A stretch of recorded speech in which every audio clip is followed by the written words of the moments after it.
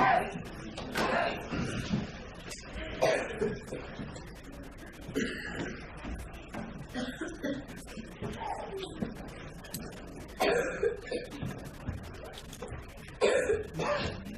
good morning. Good morning. Thing on? Good morning. It's great to be here. It's beautiful, it's nice, it's sunny. This is where we need to be. You're in God's house. You're in a place where you are loved.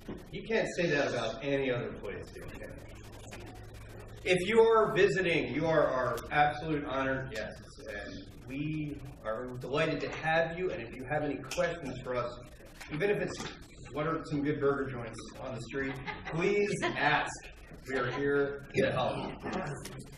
So there's a potluck today. I think Phil mentioned that. There's also a very brief congregational meeting next week. Shouldn't take too long, so please stay for that. Let's see, anything else? We got everything? All right. It was George Burns, the old comedian, who said, the secret to a good sermon is to have a good beginning, a good ending, and to have them as close together as humanly possible. And when there's a potluck, I really can try to do that. But today we're going to talk about finishing strong. Any swimmers out there? Don't be shy. Okay. I don't swim a whole lot. 1,500 meters, from what I understand, is a very intense swim. It takes about 30 minutes for a real competitive swimmer to do that. So imagine you're warming up and you're practicing and you're getting ready for your big race. And you're about 1,400 meters through, 1,450, 1,490. I mean, you are right there. You can see the wall within reach. And then, that's good enough for now. I'll just stop and do it again tomorrow. What? You wouldn't do that because that's insane. It's like running 26 miles in a marathon, which is 26.2 miles. I'm tired. I'm just going to save that for another day. You know, apparently there's a game later this afternoon. Have you heard? Yes. As Mary Lou called it, the Superb Owl, right? That's Super Bowl. I say that because you're going to hear the announcers talk all the time about, well, this team has to play well in the fourth quarter, or the other team has to play well down the stretch in order to win the game. Because it's not how you start, it's how you finish.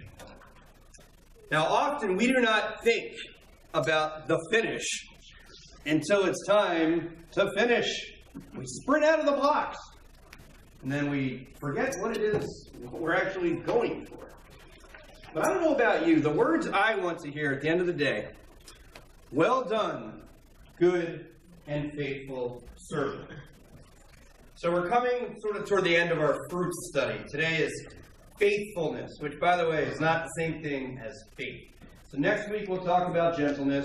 The week after that, someone from the Rockford Christian Camp will be speaking. Definitely, you don't want to miss that. And then the week after that, we'll finish it up with self-control. But today, it's faithfulness.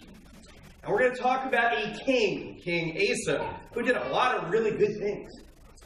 But he did not finish strong. So we're going to look at 3 chapters. We're just going to summarize most of it. 2 Chronicles 14, 15, and 16. And for those of you not familiar, if you're not sure where 2 Chronicles is, it's right next to 1 Chronicles. So who is King Asa? Well, he was a rare king who actually had integrity. If you know anything about the Old Testament days, the kings were, well, they were lacking in some critical social awareness skills, let's say. But Hezekiah was pretty good. Josiah was a decent one. King Asa did a lot of very good things until the end. Now, he ruled from 910 to 869 BC. So it's roughly 150 years before the Assyrians conquered the northern kingdom of Israel. And about 300 years before the Babylonians took hold of the temple in Jerusalem and ransacked Judah. Now, as you know, very brief history, there was Israel, and Israel was one kingdom. Saul was the first king. That didn't work out so well. David was the second king. He had a son by the name of Solomon, who also was a king. Now, Solomon had a son by the name of Rehoboam. Now, Rehoboam and Jeroboam did not get along, so long story short, they split. Jeroboam ended up being the king of Israel, while Rehoboam led Judah. That's what we're going to focus on today, the southern kingdom of Judah. Rehoboam had a son, Abijah, and then Abijah, Asa. I hope you're taking notes. We're going to test you on this. You cannot eat at the potluck unless you answer the questions right. Not kidding. So what is faithfulness anyway? It's being 100% committed to God in 100% of what you do, 100% of the time. Anybody recognize the two ladies from this picture? Any guesses? They're in the Bible. Yes, very good. Ruth and Naomi. Mother's Day, Lord willing, I'd like to do a little sermon on Ruth and Naomi, just an unbelievable woman of faith. But what we're going to talk about today more is King Asa. We'll talk about Ruth another time. So go to 2 Chronicles 14. There was renewed peace in the kingdom of Judah at this particular time. And what did it result from? It resulted from restored faith. So like David, Asa, this is 100 years later now, he was a bit of a reforming king. One who pledged loyalty. Now he trusted God, but he still prepared and he still planned ahead. That's why I wrote up there, relying on God does not equal laziness. For instance, when I prepare this week's sermon, I didn't just say, God, help me with the sermon, then I ate bonbons and fell asleep. There's a little more to it than that. Let me give you an idea. I'm going to read Luke 14, 28 through 32. Now, this is Jesus speaking to his disciples about what it means to be a disciple. He says, for which of you, intending to build a tower, does not first sit down and estimate the cost, to see whether he has enough to complete it? Otherwise, when he has laid a foundation and is not able to finish, all who see it will begin to ridicule him, saying, this fellow began to build and was not able to finish. Or what king going out to wage war against another king will not sit down first and consider whether he is able with 10,000 to oppose the one who comes against him with 20,000? If he cannot, then, while the other is still far away, he sends a delegation and asks for terms of peace. Translated, you can't be a half-hearted disciple. You've really got to be a sold-out Christian. And that means starting out well, continuing well, and finishing strong. We're going to talk about Asa even a little more, and you're going to understand just what it was that prevented him from really finishing the deal. He recognized, and this is back when Asa was doing the right thing, he recognized that victory, like goodness, when we talked about last week, does not come from here. It comes from the Lord above. His defense of his kingdom came from God because he trusted in the great I Am. So during this time, Asa prospered. Judah prospered. Everything was great. There was strong military, strong victories, strong belief in God. If we just finished now, it would be, and then they all lived happily ever after. But alas, we know that if we're familiar with this, that's not exactly how it goes. The very point, I would say the crux of the entire Chronicles, and if you are familiar with 1st and 2nd Kings, 1st and 2nd Chronicles are very familiar. Let me read, this is the key verse today. The prophet Azariah went out to meet Asa and said to him, hear me, Asa, and all Judah and Benjamin. The Lord is with you while you are with him. If you seek him, he will be found by you. But if you abandon him, he will abandon you. Now, tragically, by the end of this story, Asa would experience both. Does this sound familiar? Does this sound like any other king? This sounds a lot like David's farewell speech in 1 Chronicles 28, verse 9. And he says, talking to Solomon, he says, Solomon, know the God of your father, and serve him with single mind and willing heart. For the Lord searches every mind and understands every plan and thought. If you seek him, he will be found by you. But if you forsake him, he will abandon you forever. Solomon and his community were told what? they were taken with the task. They were given the task of the calling of building the temple. They had to build the temple. For Asa, his group was called to preserve it, to reform it. A little bit different there. So as we walk along chapter 15, the prophet Azariah encourages Asa. You see an example of it right there. Asa behaved accordingly. God was with him. He removed idols. That's good. He displayed godly courage. That's great. He sacrificed the way he needed to sacrifice to the Lord. Another feather in the cap. Let me read to you chapter 15, verses 12 through 15. And I know we're kind of going through this quickly. But the people of Judah now, they entered into a covenant to seek the Lord, the God of their ancestors, with all their heart and with all their soul. Whoever would not seek the Lord, ready for this, should be put to death. Wow. Whether young or old, man or woman, they took an oath to the Lord with a loud voice, and with shouting, and with trumpets, and with horns. All Judah rejoiced over the oath, for they had sworn with all their heart, and had sought him with their whole desire. And he was found by them, and the Lord gave them rest all around. That's amazing. It's almost the exact opposite of the people during the time of the Judges, right? The very last verse of Judges 21:25 really sums it up. In those days, there were no kings of Israel. The people did what they thought was right in their own eyes. Does that ring a bell today, too? Do we ever do what's right in our eyes, but we forget to be faithful to God? And then the end of chapter 15, let me just summarize the next 4 verses. You know what King Asa did? He actually removed his mother, or it's also been translated as his grandmother, but either way, it's pretty intense. He removed his mother from the throne.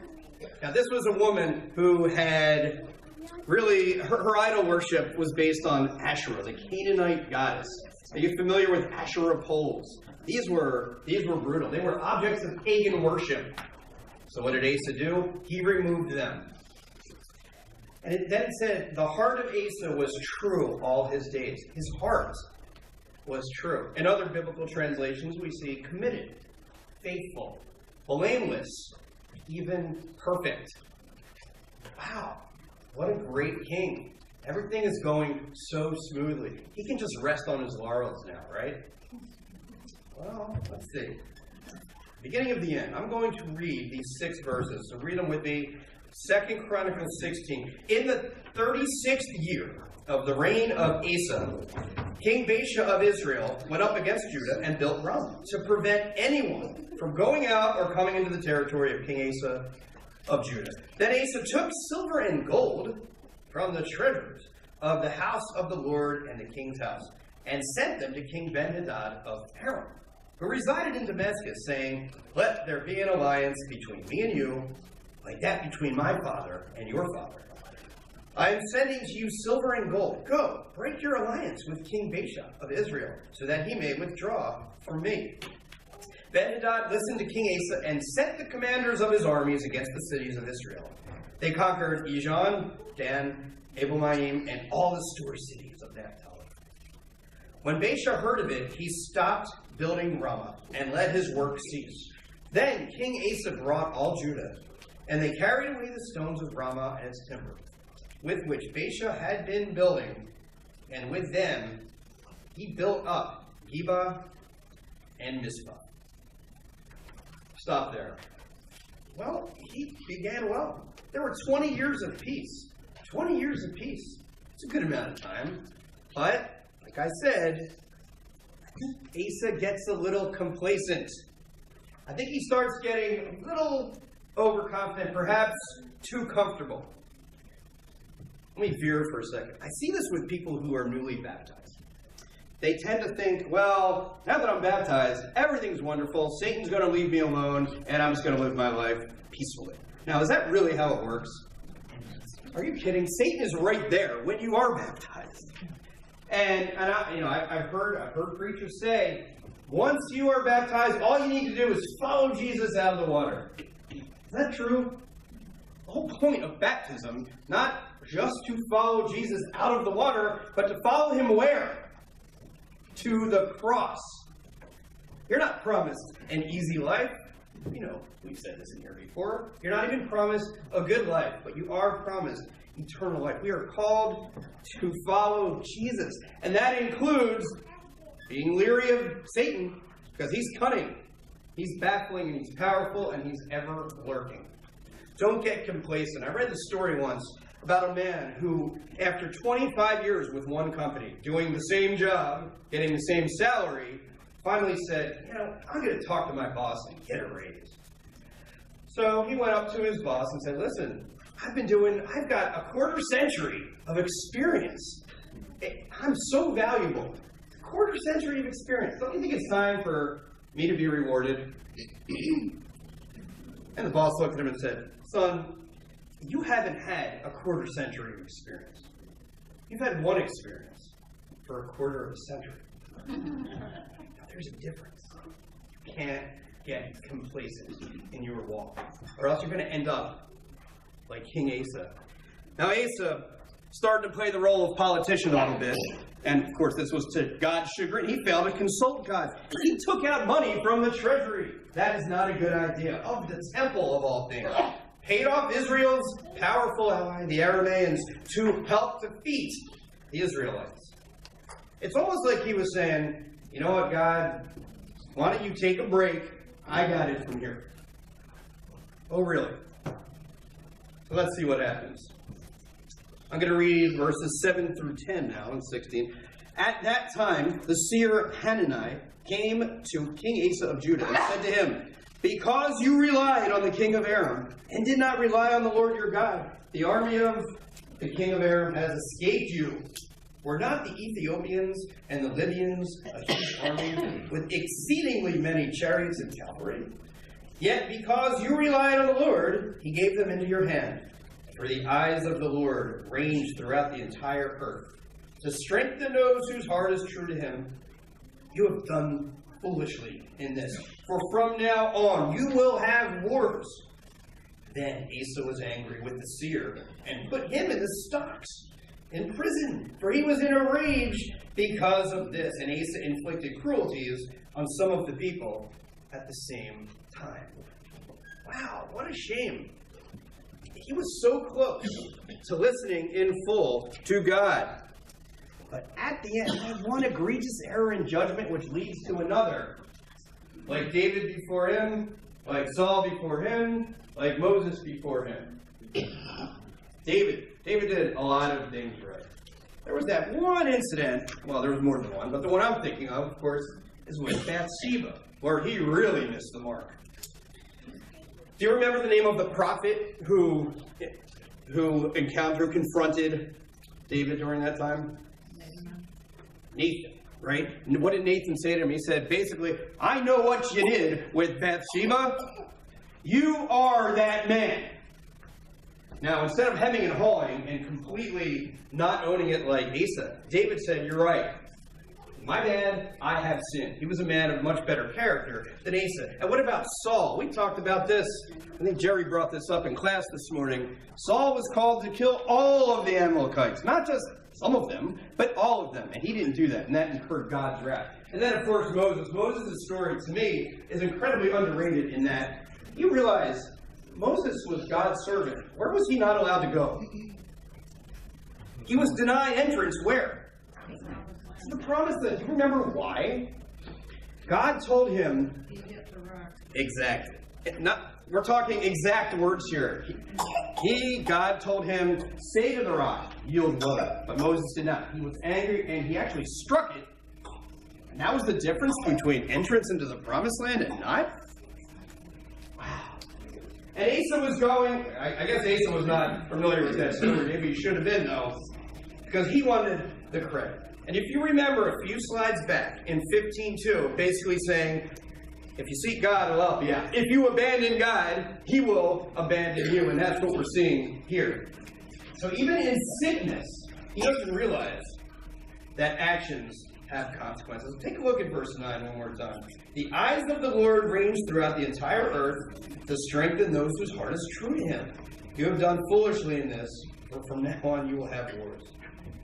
It's a haunting verse, but it's also